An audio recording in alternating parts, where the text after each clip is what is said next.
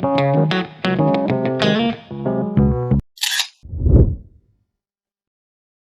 नमस्कार दोस्तों, मेरा नाम है राम और मैं स्वागत करता हूं आप सभी का डिजिटल दिल्ली चैनल पर। आज हम बात करने वाले हैं ईडब्ल्यूएस एडमिशन को लेके कि पूरी ईडब्ल्यूएस एडमिशन की जो प्रक्रिया रहती है वो क्या रहती है, फॉर्म कब आता है, नोटिफिकेशन कब रिलीज होते हैं, लास्ट डेट क्या होती है, कितनी लिस्ट आती है और क्या आप मदर के नाम से अलग इनकम सर्टिफिकेट बनवा के और फादर के नाम से अलग इनकम सर्टिफिकेट बनवा के बच्चे के 2 फॉर्म फिल कर सकते हैं।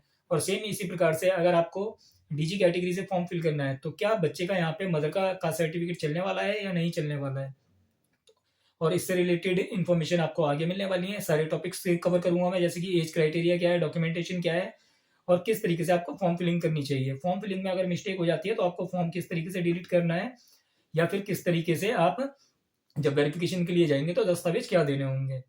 तो देखिए, आप लोगों को इंतजार होगा दिल्ली के अंदर कि दिल्ली में जो प्राइवेट स्कूलों के अंदर एडमिशन होते हैं तो यहाँ पे 25% सीटें रिजर्व होती हैं, जिसके तहत आप आवेदन करके अपने बच्चे को पढ़ा सकते हैं। तो यहाँ पे आपको फीस नहीं देनी होती है, और उसके साथ साथ एक बेनिफिट ये होता है कि स्कूल की ड्रेस, कॉपी, किताब, सारी चीजें स्कूल के द्वारा फ्री मिलने वाली हैं। तो यहाँ पे काफी अच्छा दिल्ली के अंदर ऑप्शन रहता है कि आप ईडब्ल्यूएस डीजी और सीडब्ल्यूएस कैटेगरी के तहत अपने बच्चों को एडमिशन दिला के पढ़ा सकते हैं। तो यहाँ पे देखिए, इसके लिए बच्चों का जो एज क्राइटेरिया रहता है, तो एज क्राइटेरिया जो होता है, जैसे कि आपको अगर आपके बच्चे का नर्सरी क्लास के लिए एडमिशन कराना है तो आपके बच्चे की जो उम्र है, यानी कि एज के है आपके बच्चे की, वो 3 साल कंप्लीट हो जानी चाहिए। अगर आपके बच्चे की उम्र 31 मार्च 2026 तक 3 साल कंप्लीट हो जाती है तो आप यहाँ पे अपने बच्चे का एडमिशन नर्सरी क्लास के लिए करा सकते हैं। और अगर आपके बच्चे की उम्र 4 साल है तो आप यहाँ पे केजी क्लास के लिए करा सकते हैं। और देखिए, 3 साल 4 साल के बच्चे का आप यहाँ पे नर्सरी के लिए भी फिल कर सकते हैं, और 4 और 5 साल के बच्चे का केजी के लिए भी फिल कर सकते हैं। तो एक एक साल का यहाँ पे इस तरीके से फिल कर सकते हैं फॉर्म। तो ये चीज आपको ध्यान रखनी है। और यहाँ पे 3 साल से लेकर 7 साल तक आप रजिस्ट्रेशन फॉर्म फिल कर सकते हैं, जो कि फर्स्ट क्लास के लिए होता है। तो अगर आपके बच्चे की उम्र अभी 7 साल कंप्लीट हो गई है तो आप यहाँ पे फॉर्म नहीं फिल कर पाएंगे। जैसे कि मान लीजिए अगर 7 साल से अधिक एज चली गई आपकी 31 मार्च से पहले, तो आप यहाँ पे नहीं फिल कर पाएंगे। और 7 साल के अंदर एज है तो आप यहाँ पे फर्स्ट क्लास के लिए रजिस्ट्रेशन फॉर्म फिल कर सकते हैं। तो ये चीज हो गई आपका एज क्राइटेरिया। इसके बाद में देखिए, आपको यहाँ पे डॉक्यूमेंट्स में आपको ईडब्ल्यूएस से अगर फॉर्म फिल करना है तो आप यहाँ पे इनकम सर्टिफिकेट का इस्तेमाल कर सकते हैं या राशन कार्ड का इस्तेमाल कर सकते हैं। दोनों में से कोई भी अगर आपके पास डॉक्यूमेंट है तो आप उस डॉक्यूमेंट का इस्तेमाल करके ईडब्ल्यूएस कैटेगरी से फॉर्म फिल कर सकते हैं बच्चे के लिए। और डीजी कैटेगरी के लिए आपको यहाँ पे एससी सर्टिफिकेट, एसटी सर्टिफिकेट या ओबीसी सर्टिफिकेट या माइनॉरिटी सर्टिफिकेट आपके पास होना चाहिए, तभी आप डीजी कैटेगरी से फिल कर पाएंगे फॉर्म। और सीडब्ल्यूएस फॉर्म फिल करने के लिए आपको चाहिए होगा कि आपके पास डिसेबिलिटी सर्टिफिकेट होना चाहिए। अब देखिए, काफी सारे लोगों के माइंड में ये क्वेश्चन रहता है, जैसे कि मान लीजिए वो डीजी कैटेगरी से हैं और डीजी कैटेगरी में आपको सर्टिफिकेट किसका इस्तेमाल करना है। तो काफी लोग ये सोचते हैं कि मदर का सर्टिफिकेट लगा दें। तो देखिए, जो कास्ट सर्टिफिकेट का रूल है, कास्ट सर्टिफिकेट किस तरीके से बनते हैं आपको ये पहले समझ लेना चाहिए, तभी आपको कास्ट सर्टिफिकेट यूज करना चाहिए।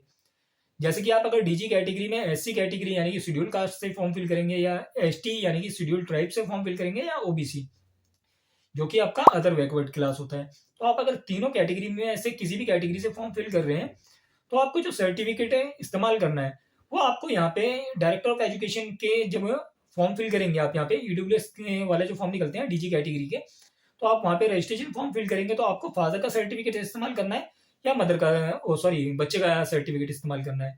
अब आपको इसका पॉइंट समझ लेना है कि फादर का और बच्चे का आप क्यों इस्तेमाल कर सकते हैं, मदर का क्यों नहीं करना है आपको सर्टिफिकेट इस्तेमाल। तो देखिए, पूरे भारत के अंदर जब भी आपको कास्ट सर्टिफिकेट बनवाना होता है, यानी कि जाति प्रमाण पत्र बनवाते हैं आप, तो जो जाति प्रमाण पत्र बन रहा है आपका वो फादर की साइड से बनता है, यानी कि फादर के ब्याह पे बनता है, फादर के पेरेंटल साइड से बनता है। जैसे आपके चाचा ताऊ के ब्याह पे बन सकता है, ग्रैंडफादर के ब्याह पे बन सकता है, तो इस तरीके से बनता है। मदर की साइड से आपका कास्ट सर्टिफिकेट नहीं बन सकता है। तो आपको मदर का सर्टिफिकेट नहीं यूज करना है, क्योंकि जो कैटेगरी आपकी बिलोंग करती है, जो मानी जाती है, वो फादर के साइड से मानी जाती है। तो आप यहाँ पे जब डीजी कैटेगरी से फॉर्म फिल करेंगे तो आपको यहाँ पे इस्तेमाल करना है, जो भी आप SC ST OBC certificate use करें वो या तो आप फादर का यूज करें या फिर बच्चे का यूज करें। और आपको एक चीज ध्यान रखनी है, अगर आप एससी एसटी कैटेगरी से हैं तो कोई दिक्कत नहीं, आप फादर या बच्चे का सर्टिफिकेट इस्तेमाल कर सकते हैं। पर अगर आप यहाँ पे ओबीसी कैटेगरी में आते हैं और आपका ओबीसी सर्टिफिकेट पिछले सालों का बना हुआ है, जैसे कि मान लीजिए अभी का फॉर्म 2025 का आपका सर्टिफिकेट बना हुआ है, तो अगर आपका ओबीसी सर्टिफिकेट पुराना बना हुआ है 2025 का, 24 का, उससे भी पुराना बना हुआ है, तो आपको क्या करना है। तो देखिए, अगर आपका पुराना सर्टिफिकेट बना हुआ है तो आप अपने बच्चे का नया सर्टिफिकेट बनवा लीजिए, या फिर आप एक काम कर सकते हैं, आप उस सर्टिफिकेट को यूज करके फॉर्म तो फिल कर देंगे, पर फॉर्म फिल करने के बाद में आपको एक चीज देखने को मिलेगी। जब आपके बच्चे का नाम अलॉट हो जाएगा, यानी कि आपके बच्चे का नाम आ गया किसी स्कूल के अंदर, फिर अब आपको जाना है जोनल ऑफिस में वेरिफिकेशन के लिए। तो वेरिफिकेशन के टाइम पे आपसे जोनल ऑफिस में कहा जाएगा कि आपका ओबीसी सर्टिफिकेट जो है ये पुराना सर्टिफिकेट है, आपको साथ में नॉन क्रीमी लेयर सर्टिफिकेट देना होगा, जिसे एनसीएल कहा जाता है। तो आपको एनसीएल बना के देना होगा। एनसीएल कब के पीरियड में काम करता है? तो देखिए, एनसीएल जो सर्टिफिकेट होता है वो फाइनेंशियल ईयर के अकॉर्डिंग काम करता है, जो कि आपका 1 अप्रैल से चालू होता है और 31 मार्च तक के लिए काम करता है, यानी कि वो फाइनेंशियल ईयर के लिए ही वैलिड होता है। तो वो सर्टिफिकेट आपको बना के देना होगा। तो वहां पे आप एक काम कर सकते हैं, या तो आप एनसीएल बनवा लें उस टाइम पे, या फिर आप नए टाइम पे जैसे ही आपसे वेरिफिकेशन, आपने अपने फॉर्म से अपना सर्टिफिकेट लगा के फॉर्म फिल किया, बच्चे का नाम आ गया, और जब आप एडमिशन के लिए वेरिफिकेशन के लिए जाएंगे उस टाइम पे आप बच्चे का नया सर्टिफिकेट बनवा लें।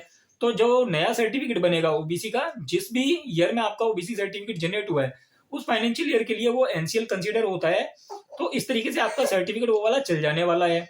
और साथ ही साथ यहाँ पे देखिए, ओबीसी भी बन गया आपका बहुत आसानी से, और वो एनसीएल के रूप में भी काम कर गया आपका। तो इस तरीके से आप आसानी से अपना सर्टिफिकेट बना के वेरिफिकेशन क्लियर कर सकते हैं। अब देखिए, अगर आप लोग इनकम सर्टिफिकेट को लेके सोचते हैं कि आपको 2 फॉर्म किस तरीके से फिल करने हैं, तो क्या ये पॉसिबल है कि आप एक फॉर्म मदर के इनकम सर्टिफिकेट से फिल कर दें और एक फॉर्म फादर के इनकम सर्टिफिकेट से फिल कर दें?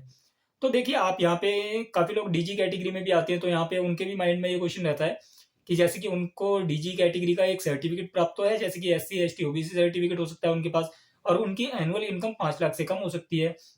तो क्या वो भी यहाँ पे एक फॉर्म ईडब्ल्यूएस कैटेगरी से और एक डीजी कैटेगरी से फॉर्म फिल कर सकते हैं? तो देखिए, इस तरीके से आपको जो फॉर्म फिलिंग है, फॉर्म फिलिंग तो पॉसिबल है इस तरीके से, बट आपको इस तरीके से फॉर्म फिलिंग नहीं करनी चाहिए। क्योंकि क्या होता है, जब आप फॉर्म फिलिंग करेंगे इस तरीके से, तो जब डायरेक्टर ऑफ एजुकेशन की तरफ से नोटिफिकेशन आता है, तो आप उस नोटिफिकेशन में देख सकते हैं, वहां पे एक क्लॉज मेंशन होता है कि अगर आपके कोई भी डुप्लीकेट एंट्री पाई गई तो एडमिशन होने के बाद भी कैंसिल किया जा सकता है। तो आप इस तरीके का रिस्क ना लें, आपको सिंगल ही फॉर्म फिल करना चाहिए, भले ही आप मदर के इनकम सर्टिफिकेट से फिल करें या फादर के इनकम सर्टिफिकेट से फिल करें, या आप डीजी कैटेगरी से बिलोंग करते हैं, तो आप अगर फिल करना चाहते हैं ईडब्ल्यूएस से, तो आप सिर्फ ईडब्ल्यूएस से फिल करें, डीजी कैटेगरी से ना फिल करें।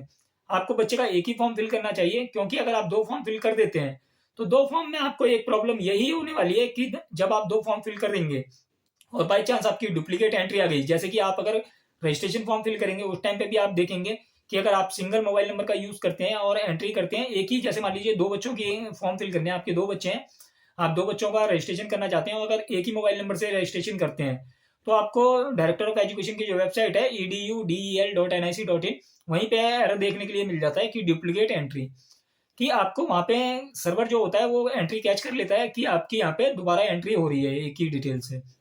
तो आपको इस तरीके से बचना है। अगर आपके 2 बच्चे हैं तो आपको यहाँ पे रजिस्ट्रेशन करने के टाइम पे 2 मोबाइल नंबर की आवश्यकता पड़ने वाली है, और जैसे कि मैंने अभी आपको बताया कि आपको मदर या फादर में से आप किसी का भी इनकम सर्टिफिकेट लगा के रजिस्ट्रेशन फॉर्म फिल कर सकते हैं। तो ऐसा जरूरी नहीं है कि आपको सिर्फ फादर का ही इनकम सर्टिफिकेट बनाना है तभी आप यहाँ पे रजिस्ट्रेशन फॉर्म फिल कर सकते हैं बच्चे के लिए। तो नर्सरी केजी फर्स्ट क्लास में आप दिल्ली के अंदर जो एडमिशन फॉर्म निकलते हैं वो फादर का बनवाएं इनकम सर्टिफिकेट, या मदर का बनवाएं, किसी का भी इस्तेमाल करके अपने बच्चे के लिए रजिस्ट्रेशन फॉर्म फिल कर सकते हैं। सेम यहाँ पे अगर आप डीजी कैटेगरी से फॉर्म फिल करते हैं तो फादर का सर्टिफिकेट इस्तेमाल कर सकते हैं या बच्चे का सर्टिफिकेट इस्तेमाल कर सकते हैं, दोनों में से किसी का भी सर्टिफिकेट आपका चल जाने वाला है। अब देखिए, रेजिडेंस को लेके काफी लोगों को कंफ्यूजन होता है, और इनकम सर्टिफिकेट और कास्ट सर्टिफिकेट को लेके एक कंफ्यूजन होता है। जैसे कि मान लीजिए कि इनकम सर्टिफिकेट आपका बस बना हुआ होना चाहिए, इनकम सर्टिफिकेट जो आपका चलता है वो सिर्फ इनकम के लिए चलने वाला है। इनकम सर्टिफिकेट कहाँ से इशू है उससे कोई मतलब नहीं पड़ता है, कि आपका दिल्ली में किसी भी डिस्ट्रिक्ट से आपका इनकम सर्टिफिकेट इशू हो रखा हो, उससे कोई प्रॉब्लम नहीं होने वाली है। इनकम सर्टिफिकेट सिर्फ आपका ये दर्शाता है कि आप ईडब्ल्यूएस कैटेगरी में आ रहे हैं। तो आपका इनकम सर्टिफिकेट किसी भी डिवीजन से बना हो आपका वो चल जाने वाला है। आपको यहाँ पे इस चीज के लिए परेशान नहीं होना है। कि जैसे मान लीजिए, आप एक एग्जांपल से समझ लेते हैं, जैसे कि मेरे को अपना ही एग्जांपल दे देता हूं मैं, कि मान लीजिए मैं आज ईस्ट दिल्ली में रह रहा हूं और मैं अब यहाँ से शिफ्ट कर रहा हूं। मैंने अभी यहाँ पे अपना इनकम सर्टिफिकेट बनवा लिया है, अब मैं यहाँ से शिफ्ट करके कहीं और चला जाता हूँ। जैसे मान लीजिए यहाँ से मैं साउथ चला गया, और साउथ में मेरे को अब अपने बच्चे का रजिस्ट्रेशन फॉर्म फिल करना है, और मेरे पे जो इनकम सर्टिफिकेट है वो ईस्ट दिल्ली का ही बना हुआ है, तो वो इनकम सर्टिफिकेट मेरा वैलिड है और वही चल जाने वाला है। इनकम सर्टिफिकेट जिस दिन आपका इशू हुआ होता है उससे लेके 6 महीने की उसकी वैधता होती है। इशू डेट आपको वहां पे देखने के लिए मिल जाएगी, जहां पे डिजिटल स्टैंप लगी होती है। तो आप वहां पे देख सकते हैं कि किस डेट को आपका सर्टिफिकेट इशू हुआ था, उससे आगे 6 महीने कब तक बैठ रहे हैं, तो आप वहाँ पे चेक कर सकते हैं और आपको किसी भी डिवीजन का इनकम सर्टिफिकेट आप यूज कर सकते हैं। इसके लिए कोई बाउंडेशन नहीं है, सिर्फ इनकम सर्टिफिकेट आपका इनकम शो करने के लिए कंसिडर होने वाला है। तो एड्रेस के लिए आप चिंतित ना हो, एड्रेस के लिए आपके जो डॉक्यूमेंट चलने वाले हैं वो मैं आपको आगे बताऊंगा अभी। और सेम यहाँ पे ऐसा ही होता है डीजी कैटेगरी में, जैसे आपका SC ST OBC सर्टिफिकेट है, वो भी आपका जरूरी नहीं है कि आपका जहाँ पे आप रह रहे हैं उसी डिवीजन का बना हो। आप किसी भी दिल्ली में कहीं से भी आपका SC ST OBC सर्टिफिकेट बना हो वो चल जाने वाला है। वो सिर्फ आपका रिजर्वेशन के लिए चलने वाला है, वहां पे भी एड्रेस को सर्टिफिकेट से कोई मतलब नहीं होने वाला है। सिर्फ वहां पे आपका जो डॉक्यूमेंट देखा जाएगा वो ये देखा जाएगा कि आपका डॉक्यूमेंट वैलिड है या नहीं है और आपका अभी एक्टिव है सर्टिफिकेट। जैसे कि ओबीसी के लिए मैंने बताया था कि ओबीसी अगर आपका पिछले सालों का बना होगा तो वो करंट टाइम पे एनसीएल होना चाहिए, तो वो चीज देखी जाएंगी। बाकी उसमें एड्रेस के लिए कोई मतलब नहीं पड़ता है, ना इनकम सर्टिफिकेट में, ना ओबीसी SC ST में। तो ये चीज आपको बहुत अच्छे से ध्यान रखनी है। इसके बाद देखिए, ये चीज हो गई। अब आपके यहाँ पे जो एड्रेस प्रूफ में डॉक्यूमेंट चलने वाले हैं, तो एड्रेस का कॉलम अलग ही होता है। एड्रेस के लिए आप जो डॉक्यूमेंट देंगे, जैसे कि मान लीजिए एग्जांपल दे देता हूं मैं, कि जैसे मैंने अभी आपको बताया कि मैं ईस्ट दिल्ली में रहता था, इनकम मेरा यहाँ का बना हुआ, अब मैं साउथ शिफ्ट हो गया, अब मेरे पे जो आईडी प्रूफ है मेरे वो साउथ दिल्ली के हैं। तो जो मेरे साउथ दिल्ली के डॉक्यूमेंट होंगे वो ही मेरे एड्रेस प्रूफ में चलने वाले हैं। और मेरे को एड्रेस प्रूफ में काफी सारे डॉक्यूमेंट दे सकते हैं हम, जैसे कि आप देखिए, आपका आधार कार्ड दे सकते हैं एड्रेस प्रूफ के लिए, आपके पास वोटर आईडी कार्ड होगा, आप अपना वोटर आईडी कार्ड भी इस्तेमाल कर सकते हैं, एड्रेस प्रूफ के लिए चल जाएगा वो। पासपोर्ट चल जाएगा आपका, या आपका राशन कार्ड चल जाएगा। अगर ये सारे दस्तावेज आपके पास नहीं है तो, और आपका अपना मकान है, तो बिजली पानी का बिल दे सकते हैं जो कि आपके नाम से होना चाहिए, या फिर आप अपना टेलीफोन का बिल दे सकते हैं जो कि MTNL का होना चाहिए। और अगर ये भी नहीं है आपके पास, आपने डोमिसाइल बनवा रखा है, तो डोमिसाइल सर्टिफिकेट आप यूज कर सकते हैं। डोमिसाइल सर्टिफिकेट आपका स्थायी पता होता है तो वो भी आपका चल जाने वाला है।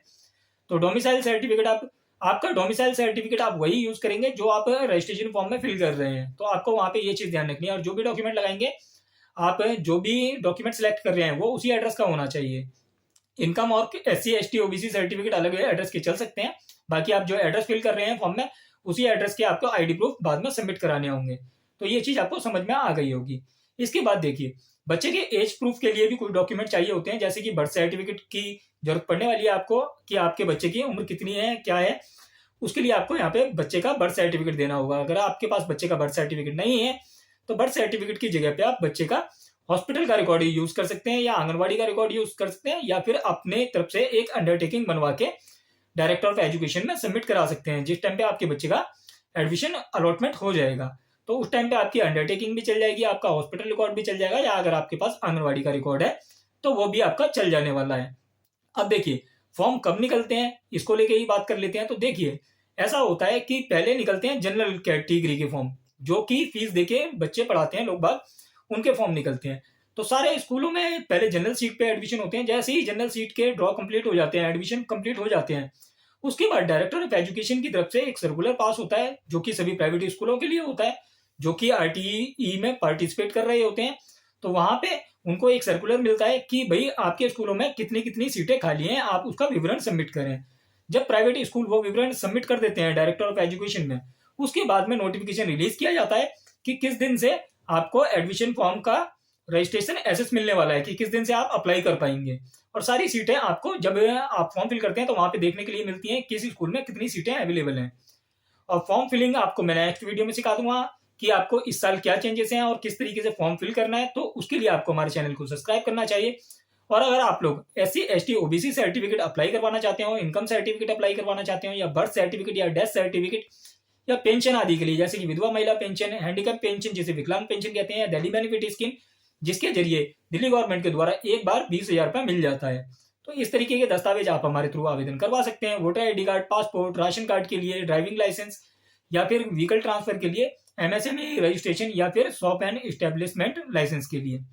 तो इन डॉक्यूमेंट्स के लिए आप हमारे थ्रू आवेदन करवा सकते हैं। आवेदन करवाने के लिए आप बहुत सिंपल सी प्रक्रिया है, आप हमारे को डॉक्यूमेंट व्हाट्सअप करेंगे, अप्लाई करके हम आपको आपकी रिसिप्ट या एक्नॉलेजमेंट स्लिप सेंड कर देंगे। तो बहुत सिंपल सा प्रोसेस है, बहुत इजी वे में आपका यहाँ पे डॉक्यूमेंट बन जाने वाले हैं। क्योंकि हमारे को यहाँ पे 15 साल का एक्सपीरियंस है, तो इससे एक बेनिफिट आपको ये होने वाला है कि आपको जब भी आप डॉक्यूमेंट हमारे थ्रू आवेदन करवाएंगे तो वहां पे रिजेक्शन के चांसेस कम होंगे, एक बारी में मतलब ना के बराबर ही होंगे रिजेक्शन के चांसेस।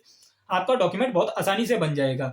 तो इसके लिए आप हमारे से कनेक्ट कर सकते हैं। व्हाट्सअप वाला नंबर आपको व्हाट्सअप स्क्रीन पे देखने के लिए मिल रहा होगा, आप हमारे से व्हाट्सअप पे जुड़ सकते हैं और अपने डॉक्यूमेंट्स के लिए अप्लाई करवा सकते हैं। धन्यवाद।